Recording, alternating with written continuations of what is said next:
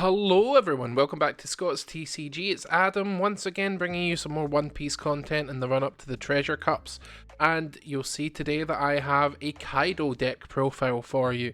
I think Kaido is a very strong deck. I think it gets stronger in set 2. I don't think it's going to be as strong as Eustace Kid or Rush Zoro or perhaps even Red Green Law. But I still think it is a very strong deck. Now, obviously, I've been doing sort of a red, green, but you'll notice that I've skipped blue. I'm going to have a event croc list for you later on this week. But the main sort of blue deck at the moment is the Warlords of the Sea. It's Don Quixote do Flamengo, and it's basically you just keep spitting out guys from your deck while constantly rearranging the top cards of your deck so you know what you're drawing into.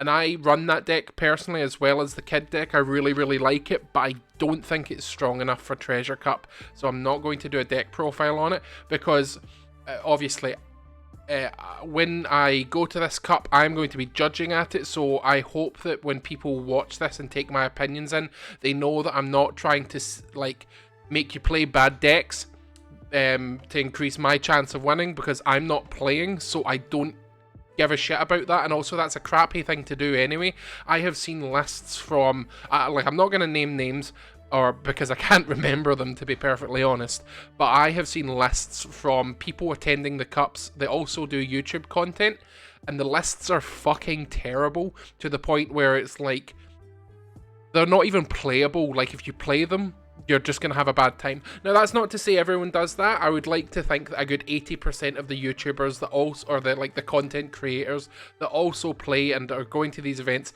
are, you know, posting their honest opinions and giving good deck lists. But sometimes I'm seeing them and I'm like, nah, this seems like you want someone to play this because it's bad, and I don't like that. So I'm just trying to give you my honest opinion about decks, and I don't think the Doflamingo deck, I think people will be playing it. I don't think people are going to ignore the deck, but I don't think it's good enough for a Treasure Cup at the moment. Now, if it ends up winning, fan-fucking-tastic, love to see it. But this is just, you know, my general opinion. I don't want to bring you content that I don't think will do well. And the reason I don't think it will do well is because it is a very high complexity deck. You have to continually keep cards in your mind. You've got to play things perfectly. If your opponent does anything to upset that, you might as well have not done it in the first place. And all of the decks that I'm showcasing just are a bit faster. The Don Quixote deck is a blocker based deck, and yeah, you can get as much blockers out as you want, but at the end of the day, you're not being as aggressive as you could be. It gets a bit more support in the next couple of sets, which I'll talk about when that comes out, obviously. But for now, let's just move on. We'll talk about Kaido, and then I'm going to have some other deck profiles coming for you Wednesday, Thursday as well. So obviously you've got your leader Kaido. This is an end game effect of his.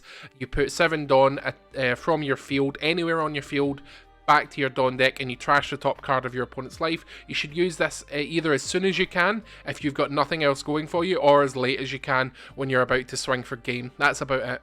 We've got 4 copies of starter deck Black Maria. She's a blocker. She's a 2 cost with a 1k counter. The reason she's a 2 cost is because she's a 1k counter. You know, all of the other decks have 1 cost blockers, but Black Maria's a 2 because she's got a counter, whereas the other ones don't.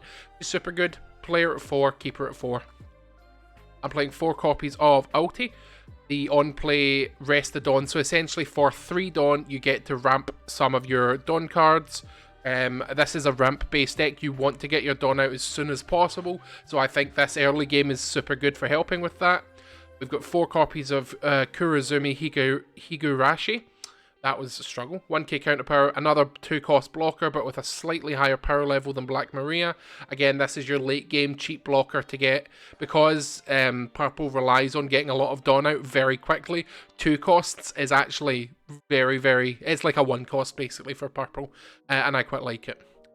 We're moving on to 4 copies of Who's Who. On play, Dawn -1, you get to KO up to one of your opponent's 3 cost or lower characters. So apart from this being a security trigger, which is insanely good because you get to do this And oh, guess what? It's played out in security and it pops a Rush Zoro. Amazing. As well as, you know, plenty of other things as well. The character, it doesn't specify if the character has to be rested or not, so it could be anything. So it's really good. And on play, Dawn -1, so for 3 Dawn, 4 technically, even, but you will be, you can always just, you know, put the Dawn back that you've just used. It doesn't have to be active Dawn, so pretty much the same thing, and you get to pop something really good. 4 copies of Sasuke. Sasuke's a 2k counter power. That's primarily why he's in the deck. He doesn't, I think his when attacking effect is good, you know, trash a card from your hand, add 1 Dawn card from your Dawn deck and rest it. Again, helps with the ramp, but he's primarily in here for being a cheap play cost if you do want to play him out, and a 2k counter power. I've got 4 copies of Sasuke. On play, Dawn -1, draw a card. You're basically sacrificing a Dawn to get an additional card in your hand, which is really good. And he's a 4k, so is Sasuke. So you can give them a Dawn and start swinging at your opponent's leaders. We've got 4 copies of X-Drake. X-Drake in every single colour is really, really good, apparently. He's a 2k counter. On play, Dawn -1. Your opponent trashes 1 card from their hand. So you can only do this guy once a turn. Or no, twice a turn, actually. If you've got 2 in your hand. And, you know, One Piece is not a game where your hand size gets to super crazy levels. It's not Digimon. You know, you're always going to have a low hand size if your opponent and you are playing the game properly and not just draw passing.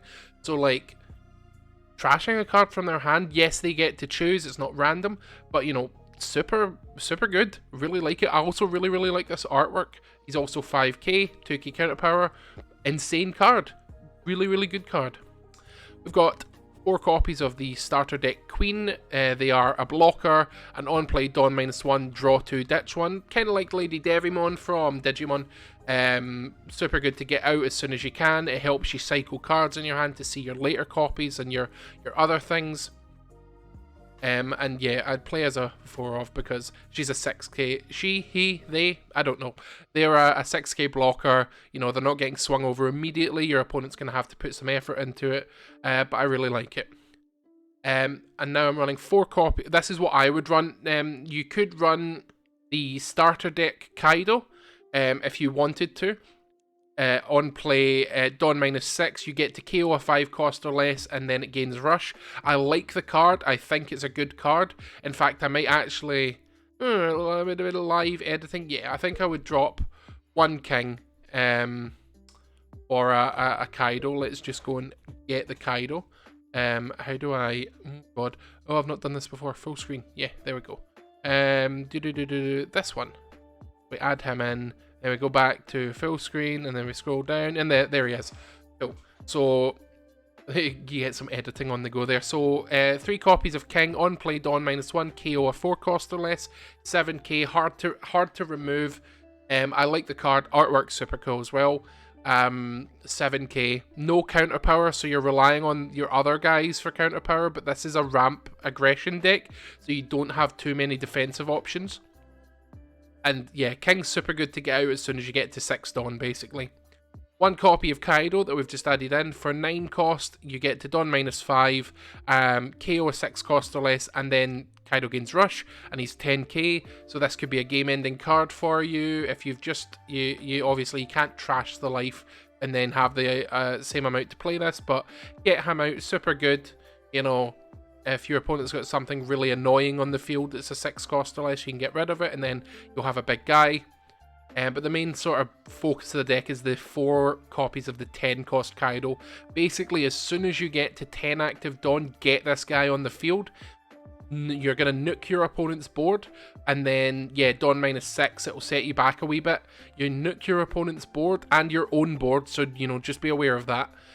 But then he's 12k. This guy's not going anywhere unless your opponent is playing Rush Zoro or a red deck that has the round table or whatever the card is that minuses 10k. Then they can KO a 5k or less or something.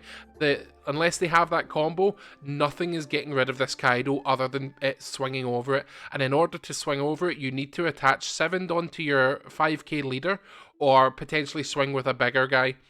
This is a tempo card for sure, especially if you're playing against green. Obviously, I spoke about it in the green deck profile yesterday, that Once this Kaido comes out, if you've got a full board, you might as well scoop, or you're going to have a hard time, so you need to play around that. But now we're talking about the Kaido deck. As soon as your opponent starts filling up their board, get this out. It will swap the tempo over to your side, and then you can just sit comfortably, keep blowing up the guys that they play out while swinging with your Kaidos, your leader and your character. Moving on to the supporting aspects of the deck, we've got some event cards and your stage. Talk briefly about the stage first. Onigashima, 4 copies of it. You have to get this out as soon as possible. If you don't see this in your opening hand, mulligan and hope that you get it. You need to get this out as soon as possible. It is an insanely good card and it helps with your ramp. You rest it on your turn and you get a Dawn card rested out from your Dawn deck. Keep doing it. Get the Dawn out as quickly as possible. Helps you to reset tempo, especially when you're using all these really expensive Dawn -1, Dawn -6, Dawn -5. Your Onigashima helps you to cheapen the cost a little bit, and yeah, a really good card. And now it's up to you guys what you would like to play event wise. I think a 2/2/2 line for these guys is fine. 2 copies of Blast Breath. Counter costs 1, then you Dawn -1, and then your leader or your character gets +4k. It's a very powerful, very basic option event card. I'd run it at 2. 2 copies of Thunder Bagua. This game gives them +4k again, but then you get to ramp one of your Dawn cards back out, and its trigger and life is add a Dawn card. So it's good for keeping the counter power strong whilst maintaining the Dawn ramp. And then 2 copies of Brachio Bomber KO, a 6 cost or less, and then ramp out another Dawn card. So again, this is for dealing with your other, like your 6 cost kings or your blockers or anything really that green and red put out, because they play a lot of low cost stuff. That's the 50 card list plus the leader. Ideally you want to start the game out by getting the blockers out, you know, whilst you draw into the cards you need, then start to mill your opponent's hand.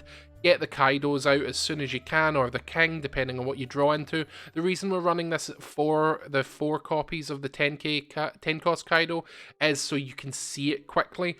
You only need to play 1, maybe you'll get 2 out in a game. You'll never get more than 2 just because of how quick the games are. But yeah, like, you just want to see this as soon as possible. If it clogs up your hand, I'm sorry, but this is what I would recommend. And this is coming from my friend Chris that we've had in the channel, obviously. He plays Kaido. He said 4 copies of this Kaido is probably best, so I'm taking his advice with this deck list.